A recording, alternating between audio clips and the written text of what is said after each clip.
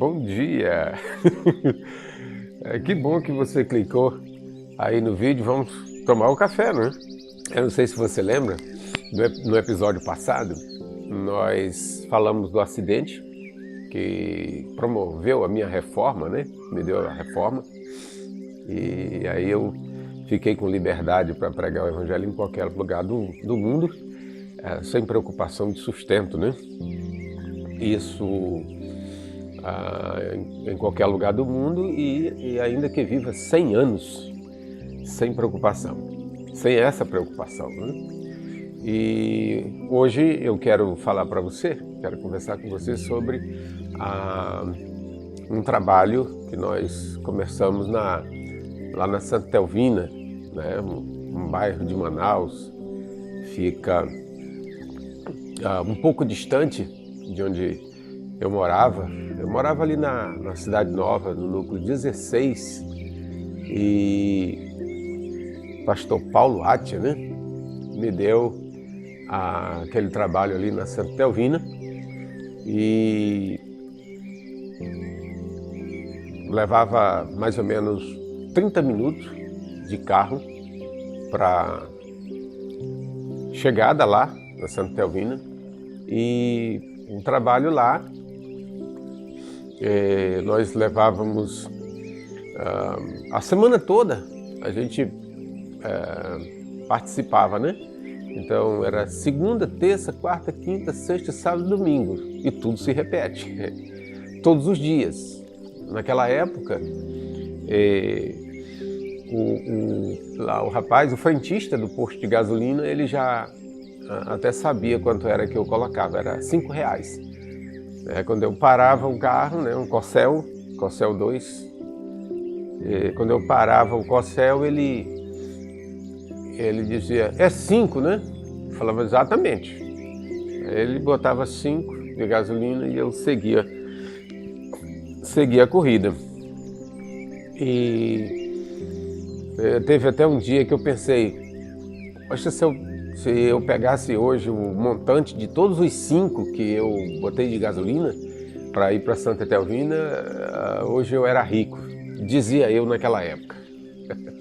Então realmente, e hoje as pessoas falam, dar uma carona para uma pessoa é um grande gesto de amor por conta do preço da gasolina. Mas naquela época também a gasolina não era barato, não. Naquela época não era barato, era bem relativo. E pastoreei aquela igreja ali na Santa Etelvina 11 anos, né? E o trabalho lá a gente começou com crianças e jovens, né? Crianças, adolescentes, jovens era o nosso público ali na Santa Etelvina. E como eu já lhe disse em outros episódios passados, eu lhe falei que na obra de Deus a gente não acumula experiência na obra, a gente acumula experiência com Deus. Não sei se você consegue fazer essa diferença. Então nós não acumulamos experiências na obra, acumulamos experiências com Deus. Por quê? Porque cada igreja que nós plantamos, ela é, a forma com que plantamos, ela é sempre diferente uma da outra. E eu sempre, quando falo disso, eu lembro da minha mãe, que dizia que ela tinha tido 20 filhos e a dor do parto era diferente uma do outro. E para cada dor do parto, ela contava uma história, né? Para cada filho tinha uma história, ela contava. Ela dizia, esse filho aqui, eu comecei a sentir dores, era tal hora, e levou muito tempo, eu quase morro de parto com o nascimento desse menino. Já outros, ela dizia, não, isso aqui eu comecei, a dor de parto começou cedo, mas logo em seguida eu tive, isso eu não sofri muito. Então, para cada nascimento de um filho, segundo a minha mãe, tinha a duração da dor de um parto. Então, fundar a igreja, plantar a igreja, também é a mesma coisa. Não adianta a gente querer dizer que dá para acumular experiência na obra, porque não dá. Dá para acumular experiência com Deus. Por quê? Porque do começo ao fim, o crente vive pela fé e faz as coisas pela fé. Então não é pela experiência, porque se fosse pela experiência, você não precisava de fé. No entanto, cada igreja que você planta, cada ministério que nasce, né, ele tem um aspecto diferente de nascimento, de fundação. Lembro que em São Paulo de Olivença tivemos uma forma, Santa Etelvina tivemos outra forma, e cada um tinha uma dor diferente, né? E aí na Santa Etelvina, lá na Santa Etelvina, como o trabalho era com crianças, jovens, adolescentes e jovens, era um público novo, então eles não tinham emprego, eles não trabalhavam, eles eram apenas ministério consumista, eles só consumiam, mas eles não tinham nenhum retorno financeiro. Inclusive eu recebi muitas críticas de pessoas que falavam: mas como é que você começa um ministério aí assim, só com criança e adolescente e jovem? Isso não sustenta pastor, isso não... Só que a verdade, bem da verdade, é que essa pessoa que falava isso não estava de tudo errado. Tinha um fundo de verdade. Crianças, adolescente e jovem não sustenta financeiramente o ministério. Mas Deus sustenta, porque foi isso que aconteceu.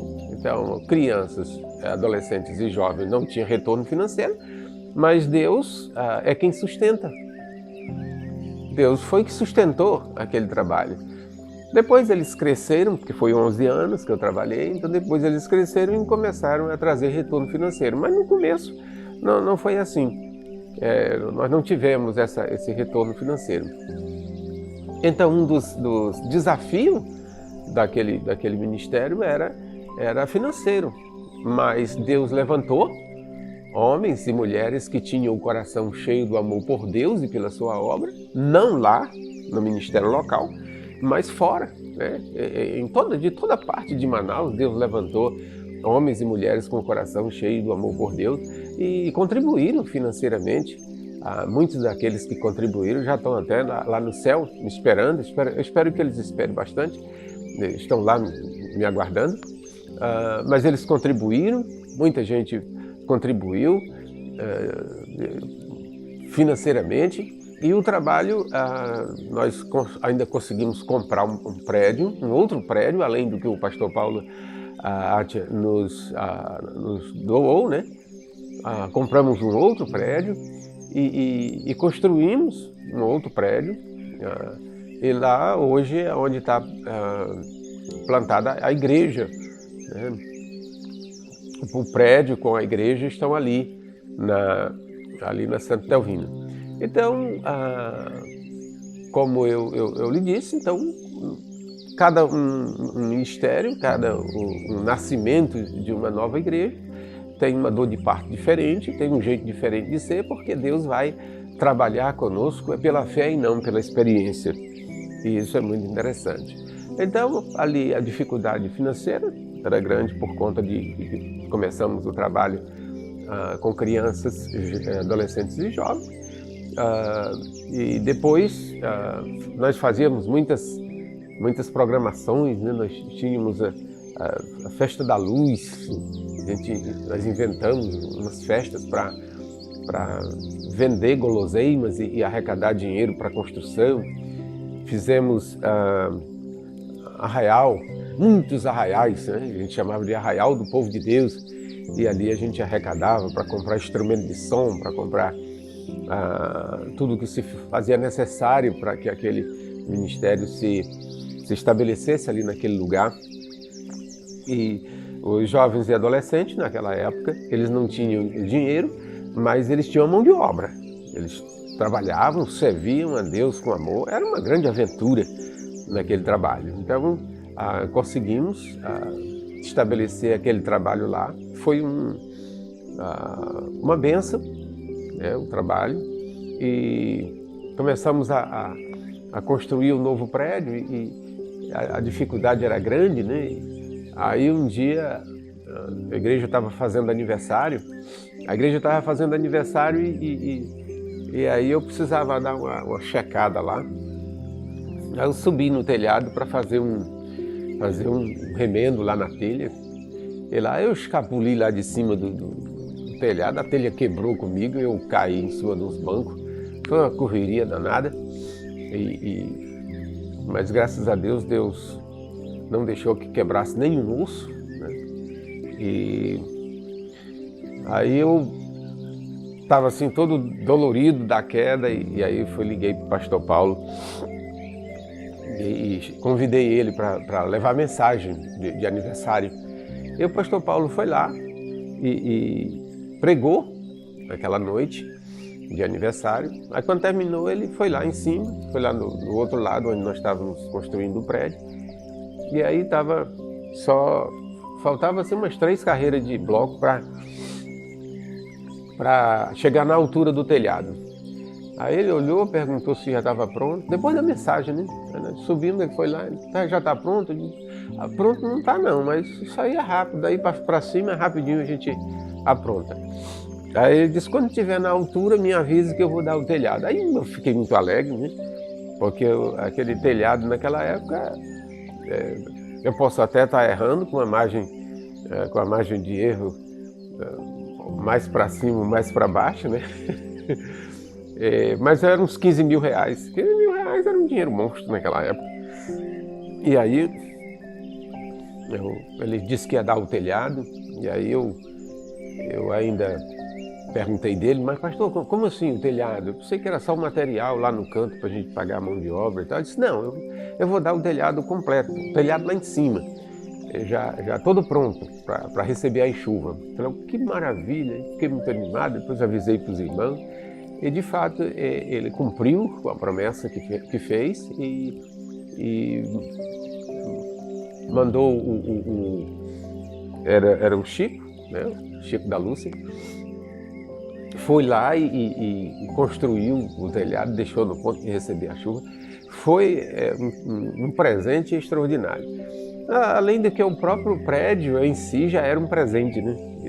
Ele veio doando desde do terreno, e ali era só mais uma doação que ele estava fazendo, aquele prédio. E hoje está lá o prédio novinho, é como se tivesse sido feito ontem, porque a estrutura metálica é zinco galvanizado, e então é uma estrutura ali para filhos e netos, tataranetos e escancha-neto, para muitas gerações, né, ali. Então, essa foi uma das dificuldades da gente construir, mas Deus levantou pessoas para fazer. E eu imagino que você pode até, enquanto está nos assistindo, esteja enfrentando também essas mesmas dificuldades, mas é uma questão de confiar em Deus. Ele que dá a visão, ele também dá a provisão. Às vezes a gente não acredita muito nisso, mas é isso que acontece. Deus dá a visão e junto com a visão ele dá a provisão. Então só confie nele e ele vai prover os meios para que você possa realizar o seu sonho. E dali, da Santa Telvina, pastoreei uns 11 anos naquele trabalho. E aí quando foi um certo dia, eu senti no coração que não tinha terminado o meu tempo ali. No coração mesmo, senti, não, tem que passar para outro e seguir para plantar outra igreja em outro lugar. Só não sabia onde era. E aí teve um dia que eu fui para o seminário da igreja Tabernáculo Batista Central. Aí cheguei lá, eu estava ali no refeitório, o pastor Paulo passa por mim e pergunta se como era que estava o trabalho lá na Santa Teurrina. Aí eu falei para ele que estava bem.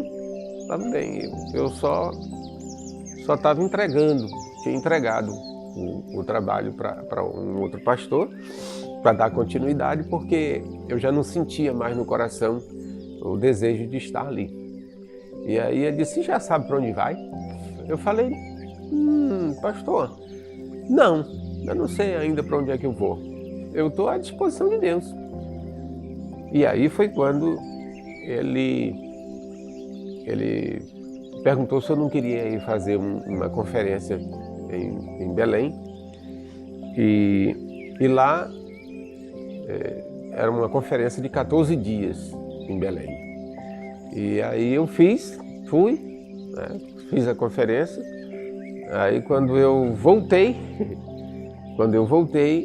ele perguntou o que Deus havia falado ao meu coração e Deus também não falou no meu coração que eu deveria ficar em Belém. Eu não deveria ficar em Belém. Aí foi quando ele nos enviou para olhar um campo em Fortaleza. E aí a gente foi olhar um campo lá em Fortaleza e aí eu gostaria de continuar